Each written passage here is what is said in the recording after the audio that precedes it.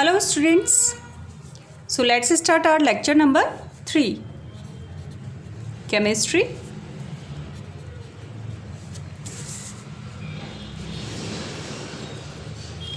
Lecture number 3,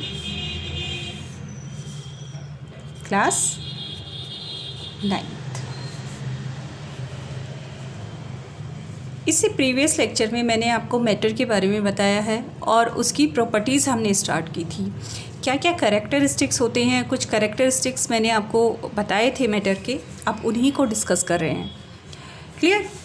तो first क्या था मैटर का characteristic? That matter is all the matters are made up of particles. सभी matter क्या होते हैं? वो पार्टिकल्स के बने हुए होते हैं। ठीक है। और सेकेंड प्रॉपर्टी क्या था उसका? Size of particle. जो साइज़ होता है पार्टिकल का, it is very very small. Size of particles that means कि जो पार्टिकल्स होते हैं मैटर के are very very small, that they can not be seen even under high power microscope. उन्हें आप हाई पावर माइक्रोस्कोप में भी नहीं देख पाते हैं, इतने छोटे पार्टिकल्स होते हैं। तो इसके लिए हम एक एक्टिविटी परफॉर्म करेंगे, उसको डेमोन्स्ट्रेट करेंगे क्या हम देखते हैं उसमें। ठीक है। तो उसके लिए आपको क्या करना है? उसके लिए आपको 2 या 3 क्रिस्टल्स किसके लेने हैं? पोटेशियम परमैंगनेट के लेने हैं। पोटेशियम परमैंगनेट किस कलर का होता है? ये मैंने आपको प्रीवियस लेक्चर में बताया था।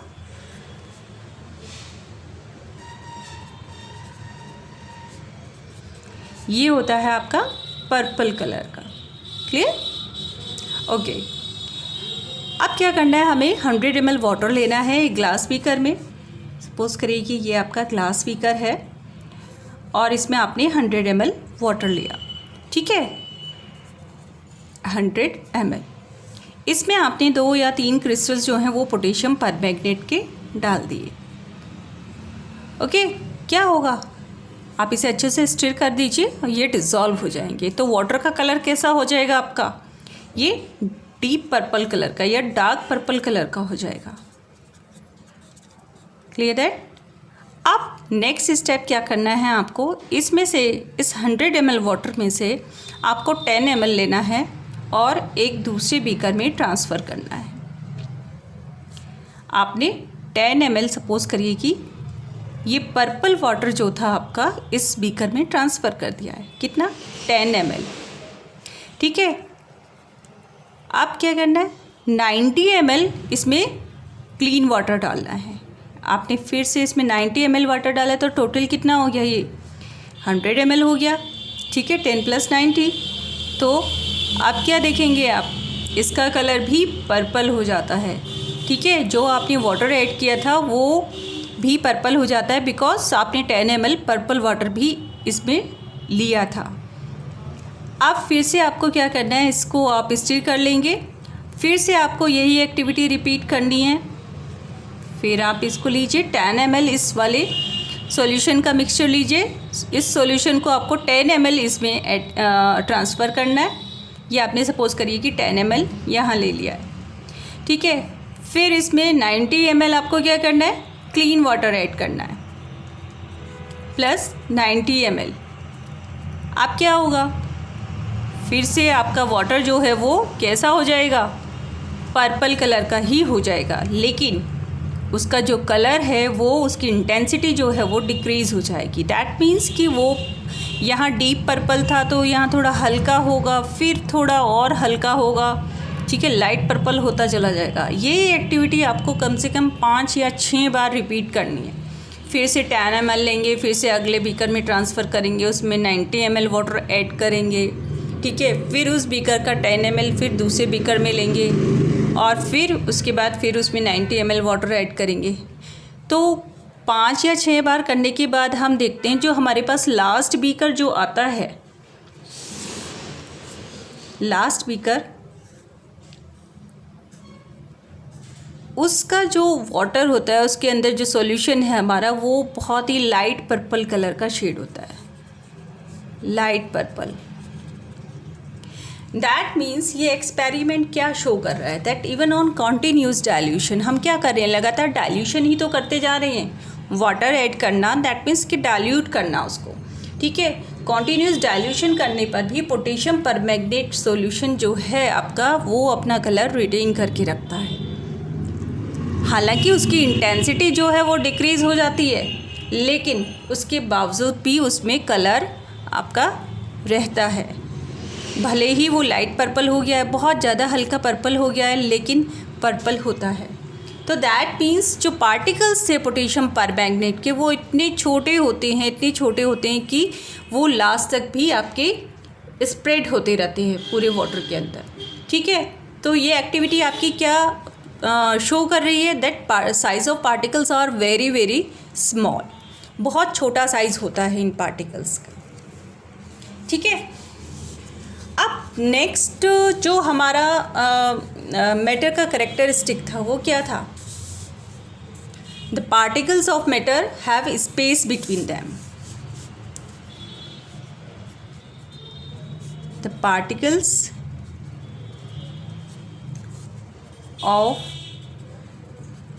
Matter have space between them. That means जो पार्टिकल के जो मैटर के पार्टिकल्स होते हैं इनके बीच में स्पेस होता है। अब ये एक्टिविटी तो एक तरीके से हम ये कर चुके हैं जो हमने शुगर वाली एक्टिविटी की थी। हमने वाटर के अंदर शुगर ऐड किया था और उसको स्टिर किया था, तो क्या होता है शुगर पूरा डिज़ोल्व हो जाता है। ये एक्टिविटी आप सॉल्ट के साथ भी कर सकते हो या फिर ये पोटेशियम परमैंगनेट वाली भी एक्टिविटी आप ले सकते हो। तो क्या हुआ है इन सभी एक्टिविटीज़ में क्या हमने देखा है? जो आपका पार्टिकल्स थे, किसी भी सॉलिड के जो पार्टिकल्स थे वो वाटर के पार्टिकल्स के बीच में जाकर सेट हो जाते हैं। ठीक है, दैट मीन्स कि पार्टिकल्स के बीच में क्या होता है? स्पेस होता है।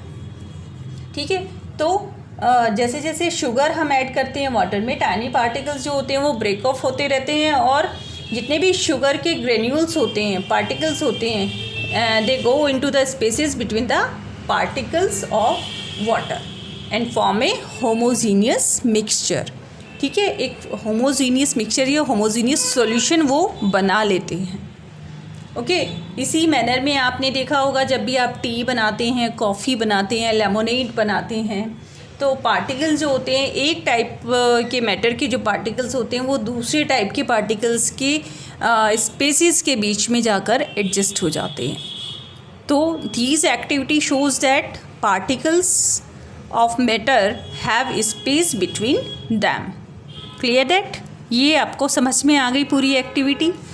जो भी मैं आपको समझा रही हूँ वो सभी आप अपनी नोटबुक में, आप अपने एक रजिस्टर में नोट करते जाइएगा।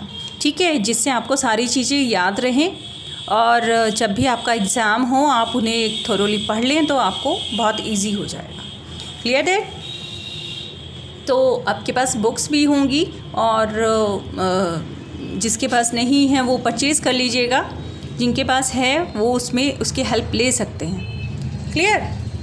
अब हमारा नेक्स्ट जो प्रॉपर्टी आती है, that property is particles of matter are continuously moving. Particles of matter are continuously moving. लगातार मूव करते रहते हैं पार्टिकल्स। देखो, इसका एक सिंपल सा एग्जाम्पल है, जब भी आप अगरबत्ती होती है ना, इंसेंस स्टिक, वो आप रूम के एक कॉर्नर में जलाते हैं तो पूरे रूम में उसकी फ्रेग्रेंस आ जाती है। क्लियर? आती है ना, पूरे रूम में उसकी फ्रेग्रेंस आ जाती है। दैट मीन्स जो फ्रेग्रेंट वेपर्स हैं अगरबत्ती के जलाने पर, इंसेंस स्टिक के जलाने पर जो उसकी फ्रेग्रेंट वेपर्स उसमें से निकली हैं वो क्या हो जाती हैं? वो एयर के साथ इंटरमिक्स हो जाती हैं। ओके, इंटरमिक्स होने पर क्या होता है? और एयर के साथ जब वो इंटरमिक्स होंगी दैट मीन्स कि वो मूवमेंट कर रही हैं। ओके, तो इंटरमिक्स होने के बाद क्या होता है? वो पूरे रूम में स्प्रेड हो जाती हैं और आपको एक कॉर्नर में जब आप इंसेंस स्टिक को बर्न करते हैं तो आपको पूरे रूम में उसकी फ्रेग्रेंस फील होती है। ओके, ये जो इंटरमिक्सिंग जो हुई है ये पार्टिकल्स की, ये क्या है? दो डिफरेंट टाइप के मैटर्स जो हैं आपस में इंटरमिक्स हुए हैं, ये क्या होता है? It is called a process that is called the diffusion. Okay, अपने आप इंटरमिक्सिंग होना, that is a diffusion. So the intermixing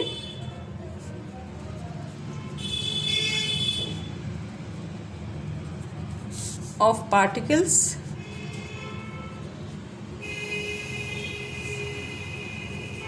of the two different types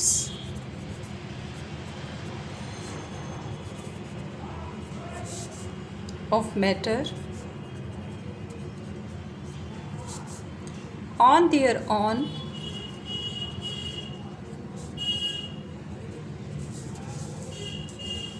is called as diffusion.